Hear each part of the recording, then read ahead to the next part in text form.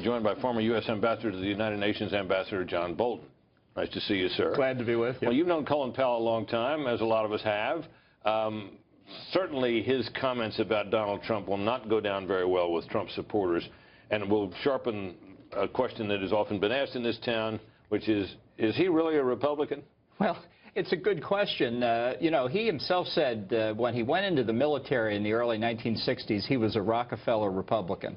And it's a real testimony to the non-political nature of our military that when he left the military in the 1990s, he was still a Rockefeller Republican. The problem was there weren't any Rockefeller Republicans left other than him. Well, he certainly benefited from his connection to Republican administrations.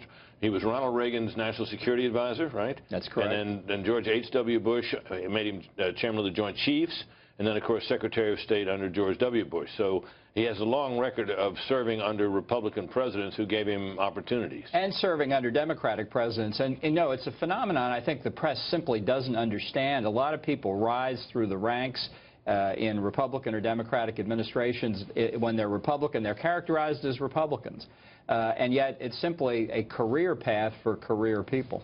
So, yeah, you see that. And you also see that sometimes on Capitol Hill, where committees that used to be referred to as the committee are now referred to as the Republican committee, now that the Republicans have been in charge there. Exactly. I will say on his email, I did receive a few of his AOL emails when I was at the State Department. I wondered about it at the time.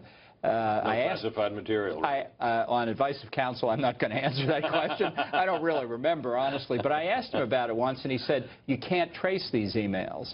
And he was a former board member of AOL, so what did I know about this sort of thing? I didn't question him, but I'm not sure he was right on that even at the time. It begins to look as if he was not right about that. Let me ask you a question. I know of your concern about national security and your view that it ought to be, you know, front and center in this campaign.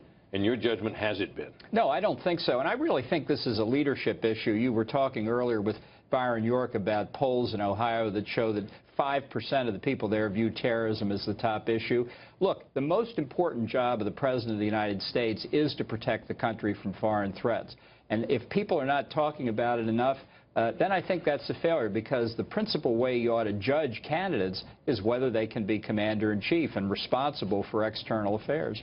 Well, that's right. And but I've covered a lot of presidential campaigns, and I don't really remember national security being #1, ever. I mean, it was almost always been the economy and issues associated with the economy. Well, I don't think that was really true up until the end of the Cold War. I mean, I think national security was right up there, and I think if you look at 2004, just to pick the most recent example, it was certainly right near the top. Of course, that was the first election after 2001. Right, and it shows how short people's memories are. Right. Even in the 2012 election, when people are getting killed on 9/11 and we don't seem to remember it's because of terrorism. Right. Now, if I'm just thinking, looking back to 1980, Ronald Reagan was elected on a promise to rebuild the military. We had hostages in Iran. Certainly national security should have been in the forefront. And I suppose it was, but I'm not sure it was ever the major issue of that year. Well, I think during the Cold War, people understood what a president's responsibility was. And I think when the Soviet Union collapsed and Bill Clinton declared the peace dividend and the rest of it, that's when it began to fade from its prominence. But after 9/11, only 15 years later, and it's faded again. What do you think about quickly the respective positions of the two candidates on the broad issues? Look, the central point Donald Trump has made, to my mind, is his commitment to rebuild the military and the budget numbers he's put out there. You can search far and wide for Hillary Clinton saying anything comparable. I think that's what they ought to talk about in the first debate. I know one of the debates will be about that, but I don't think it'll be the first one. I wish they were in all of them. All right. John Bolton, Ambassador, thank you very much.